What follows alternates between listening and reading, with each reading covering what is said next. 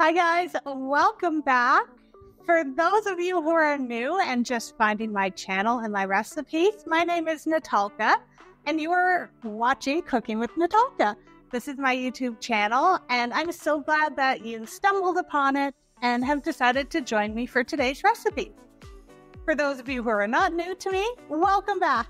I've got another great recipe for you guys today. All right, so we have some company coming over this weekend, and their kiddo is he is gluten-free, nut-free, shellfish-free. Let's go with sort of like vegan. It's just he has some allergies. So I want to make something special that he can have when he's here. And I have decided to do an eggless cheesecake. Okay? So the crust will be gluten-free, and the cheesecake itself will be eggless, flourless, It'll be a very simple cheesecake. And then I'm also going to show you guys how to do sort of a fruit reduction to put on top, or just like I'm going to cook some fruit and make it taste good and pour it on top of the cheesecake as it gets served. Okay, so that is my plan for today, and we'll see how this goes. I've never made an eggless cheesecake before. I really hope it'll turn out. So I better get baking and show you guys how to make this.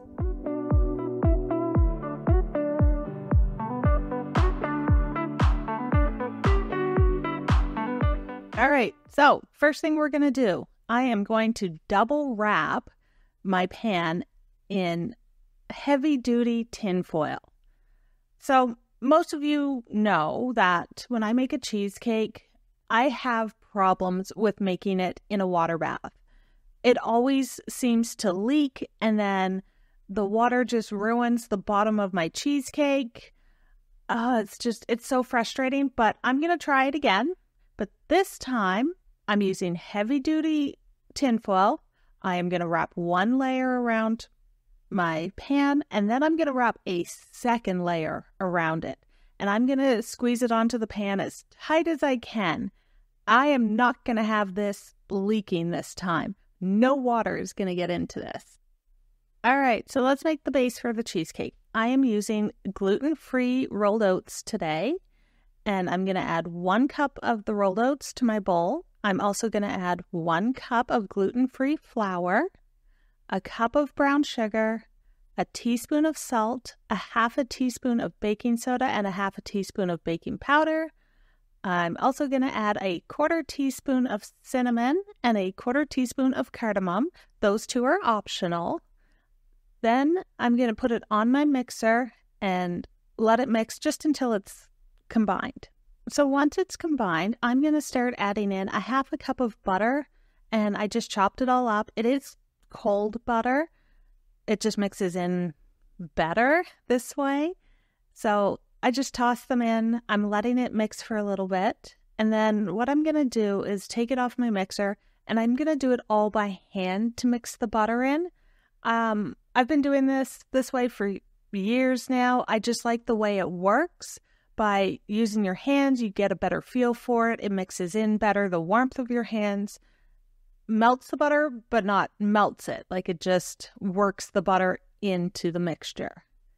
All right, so once you get that nice crumbly texture and the butter is all mixed in, you're going to put it in the bottom of your pan, and you're just going to pat it all down. You're going to put it around the edges of your pan as well. You don't have to pack it in and make the edges come all the way to the top. You just need a little bit of a lip on it. So put it in. You may have some of the crumble left over. You may not. Depends on how much you use.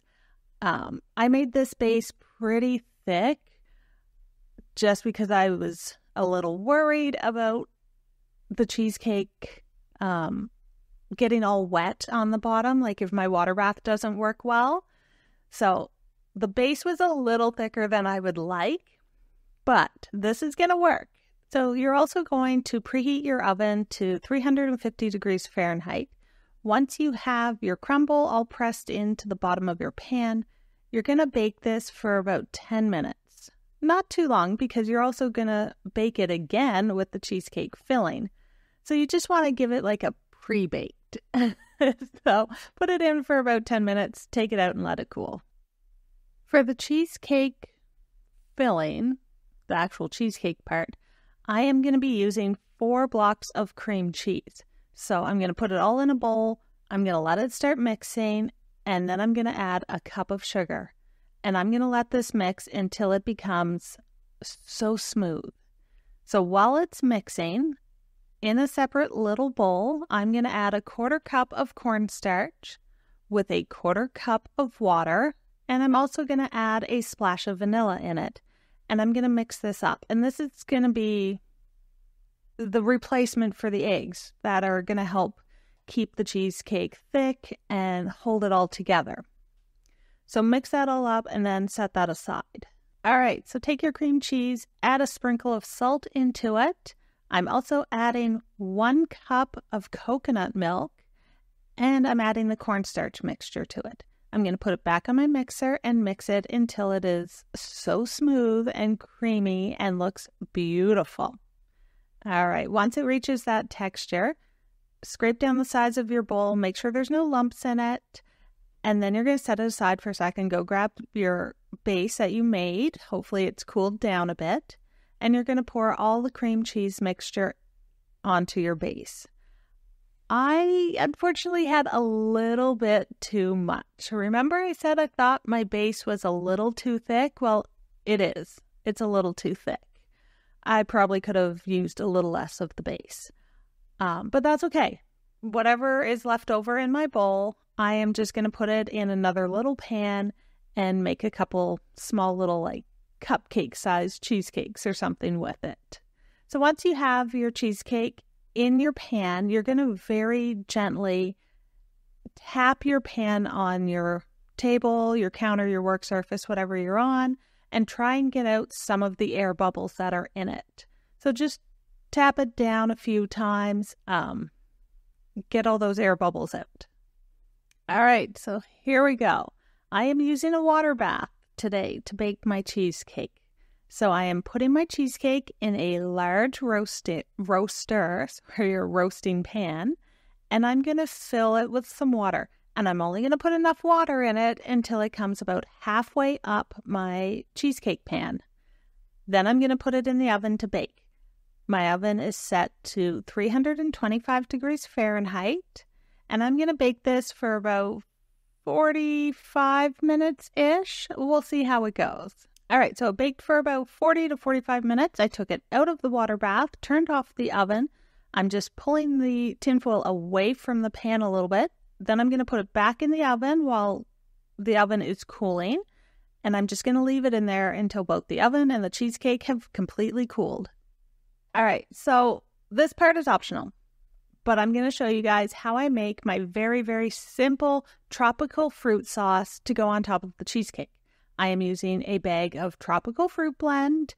I'm going to put it in my pot. It is frozen, so I'm just going to put it in there and let it cook down until it is all soft. Once the fruit has cooked down a little bit and is no longer frozen, I'm going to add a 1/4 cup of sugar to it, give it a mix, let it come to a boil. I just want it to cook down as much as possible. Once it has cooked down a bit, I'm adding a 1/2 cup of coconut milk to it. And then I'm going to let this come to a simmer. Once it comes to a simmer, I just took it over to my blender. I used actually my hand immersion blender, and I pureed it. And be very, very careful because it is so hot. You don't want to burn yourself. Anyway, puree it all. Pour it back into your pot, and you're going to bring that up to a simmer. While you're waiting for your sauce to come to a simmer, I am mixing 1 tablespoon of cornstarch with 1 tablespoon of water. Mix that all up together. Then I'm going to pour it into the sauce, and I'm going to mix it in and bring the whole sauce up to a simmer, boil a little bit just until it thickens up. If you find that it's too thick, add a little bit more coconut milk to it, or a little bit of coconut water, or just regular water or milk to it as well, whatever you're using, and just thin it out a little bit. All right, you guys, so this was a 2-day process from making the base, making the filling, and letting it sit in your oven forever, and then taking it out, letting it cool, putting it in the fridge overnight. 2-day process. But let me tell you, oh my God, this was absolutely worth it. I am blown away by how delicious this is. It's creamy, it's sweet, it's perfect. How I impressed myself today. I can be critical of myself and what I do, and other people will tell me, oh, it was great, I loved it, whatever, but I'm always going to be critical of myself. And it's amazing. I did realize I should have let it cook just a little bit longer because it is very soft in the middle. But I was also afraid of it cracking all on top and over baking it. As you guys know from my other cheesecake videos, that I sometimes have a little trouble with it. Whether I use a water bath or I don't, I over bake it, it cracks on top, the edges get too brown, whatever the issue is. Today's cheesecake is amazing, okay? Yes, I could have baked it a little longer until it got a tiny, tiny bit of color on top, but I didn't. I did leave it in the water bath for 40 to 45 minutes while it was baking, and then I immediately removed it out of the water bath and left it in the oven to cool until the oven was completely cold, removed it from the oven and left it on the counter until I was ready to go to bed. Okay, so the cake itself, the cheesecake, some of it was still a little softer than I'd like, but none of it fell apart. It cuts perfectly smooth. It's absolutely amazing. The texture of it is like real cheesecake, which it is real cheesecake. It's just that it's eggless. It's also gluten-free, which you would never know. Never. So I fed this to my husband, and like you guys saw, I had extra cheesecake. So I just put it into a couple little dishes and baked it. And I fed it to him that evening after supper, and he's like, I think I like this better than normal cheesecake. This is great. So absolutely give this a try, because you don't need eggs. Extremely simple recipe, not a lot of extra ingredients in it.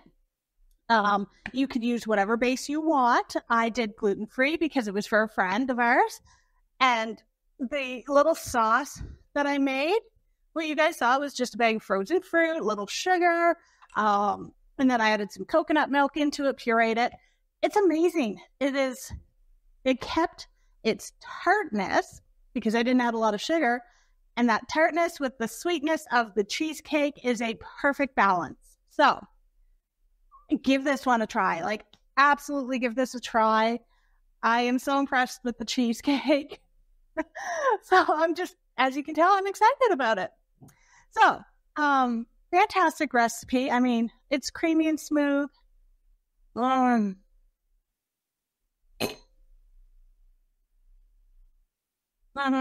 It is delicious. Very creamy. And I think if I had baked it another 5, maybe even 10 minutes longer, and left it in the oven maybe a little bit longer, while the oven is cooling and just not taking it out and set it on the counter, the middle would be absolutely perfect. Otherwise, I do think this is perfect. And the creaminess, I love it. So for me, it turned out great. Hopefully it does for you as well. That's it for today's video. I hope it was fun and you guys loved it. Remember to hit the like, subscribe, notification bell, do all those wonderful things. And you know what? Send me some recipes. Tell me what you would like to see me try. I'd love to, try something new, which, I mean, this is new. But what are some of your favorite recipes? What would you like to see me try? Anyway, that's it today. Thank you so much for watching. And I will see you guys for whatever I decide to bake next.